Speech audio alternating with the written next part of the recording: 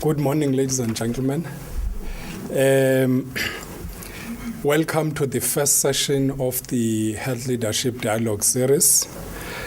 I would like to extend a special welcome and sincere gratitude to the Minister of Health that he was able, through his busy schedule, to be here.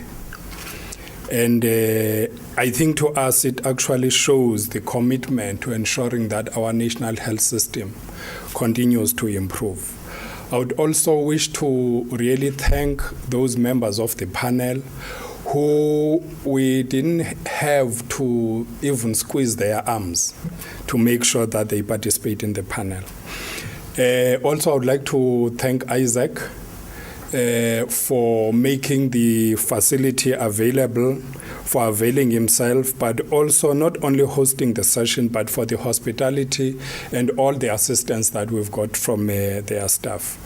The African Institute of Health and Leadership Development is really humbled by your presence, all of you here, the willingness to participate in this policy roundtable discussion. I'm aware that many of you were wondering who the invitation came from. Like a recently hatched chicken, the Institute still has a long way to go, but it has a vision. And my own view is that the appropriateness of that vision will be confirmed with time, but certainly your presence here gives us an indication that it is not far from the mark. The Institute hopes to thrive partly through being nurtured by your selfless interest in the consolidation of the collective strategic focus and engagement on issues that can only serve to strengthen South Africa and the region's health systems. Why choose the topic towards a common national strategic agenda in health? The choice of the topic was influenced by the truism that conflicting interests can retard even the best of interests. The intention of the dialogue series is therefore to lead towards policy and practice coherence between the public and the private sector, within the public health sector and within the private health sector. The analogy I use for the intention of the Institute is the path taken by three of South Africa's big rivers. You know it really, that's Orange River, Utukela, and the Kai River.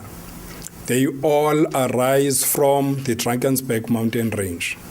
And they've got one purpose, one common purpose, going to the South African sea waters. Utukela runs east, the Kai runs south, the Orange River runs west.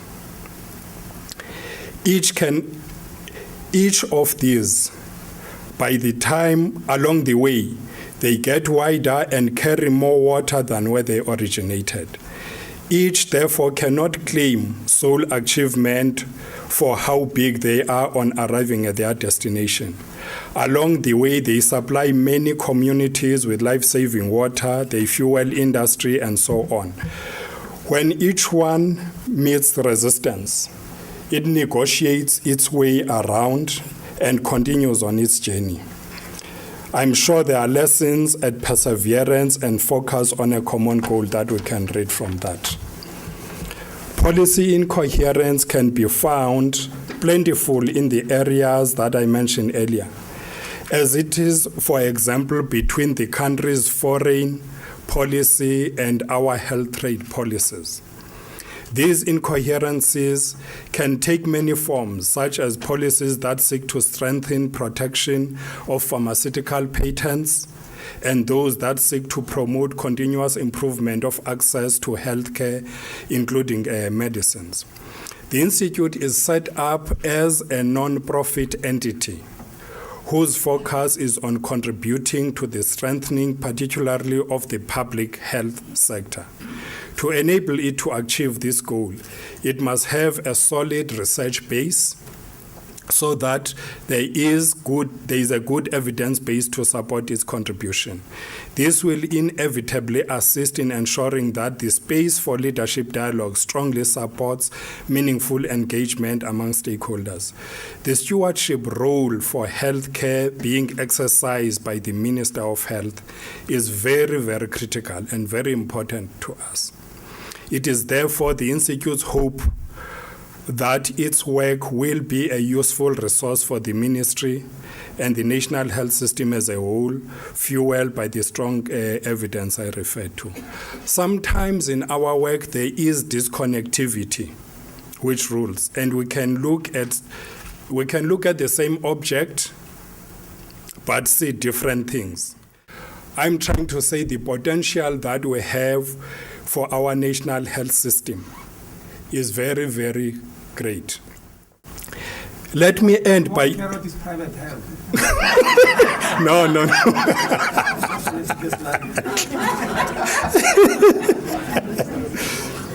Let me end by informing you that there are other sessions that are planned for this year. The second one will be announced in due course. It will have a regional outlook focusing on one of the most critical, serious problems we have as a country and the African continent in general. That is from education and training to retention and deployment of our health workforce. It stands to reason, therefore, that there will be strong regional leadership presence at that session. Details will be made available nearer the time.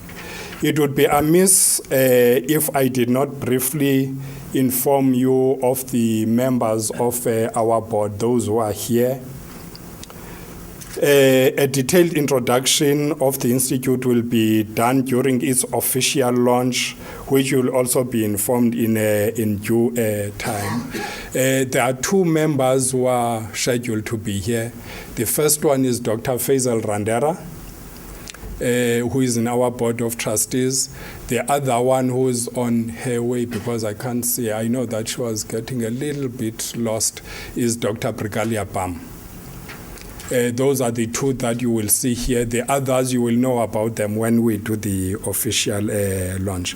In the next 3 weeks, you will receive a personal code through your email, which will enable you to access the proceedings of this session through our website.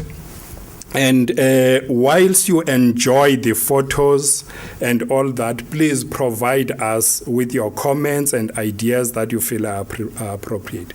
We are really humbled by your presence at this session.